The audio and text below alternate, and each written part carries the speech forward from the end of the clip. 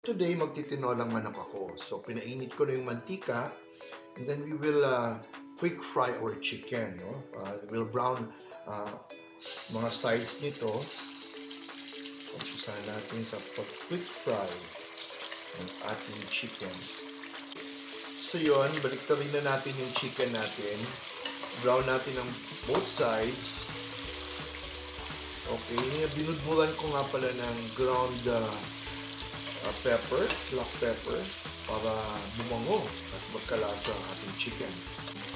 So, hahangulin muna natin siya from our cooking pan at saka tayo magpapatuloy in making our chicken tinola.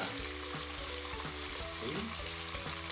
So, in the same frying pan, start tayo mag-isa ng ating aromatics. Umpisa natin with our luya or ginger. Importante yung ginger. Ang ginagawa ko sa ginger, kasi mahilig ako sa ginger, para makain at hindi mo mahalata, I mince it. So, ni-mince ko siya. So, ngayon, ang bango-bango na niya, no? Pag medyo brown na, saka natin ihalo ang ibang aromatics, which is basically our kamatis and our onions. Okay? Ayan. Halo na natin. So, mamaya, when the onions are translucent, lalagay na natin ang ating manok.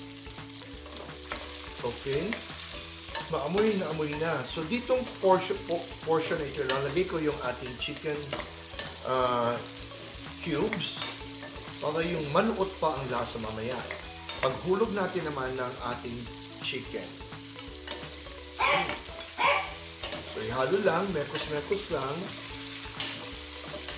para manuot ang lasa ng aromatics ng chicken cube sa ating manok.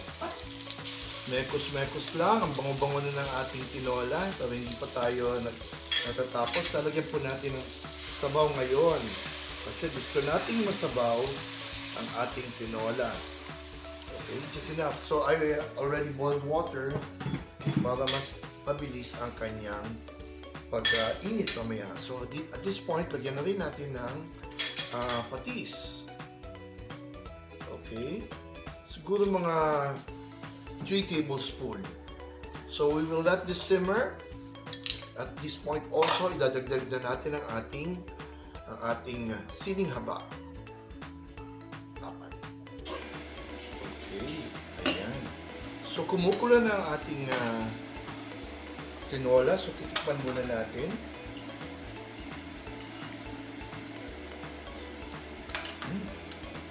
Okay na. Lagyan natin, of course, ng ating betchin. Kunti lang. And then, dagdagan natin ng pepper. At this point, saka na po natin ilalagay ang ating, what's this? Sayote. Ang sayote, kailangan mapalambot natin ang todo. So, pagkalagay ng sayote, yan, we will cover it again and let it simmer for about 3 minutes. Okay, kumukulo na ulit. So, titingnan lang natin kung malambot na ang ating sayote. Bago yan, tikman muna natin kung anong lasa. Sarap na. Okay, there we go. Punong-puno ng bango ang ating kwarto ngayon. Okay, so malambot na yung sayote. Now we will put first our dahon ng sili. Okay, marami ako ilalagay na dahon ng sili.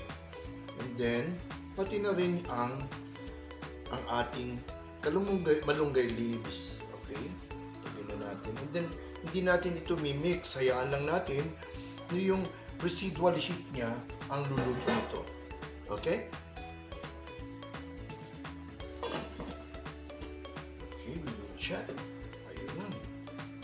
Hayaan na lang natin na in na lang ito. We will simmer for about 2 minutes and then luto na ang ating tinolang manok, ang ating tanghalian ngayong araw na ito. Ayan, so there you go. Luto na po ang ating tinolang manok.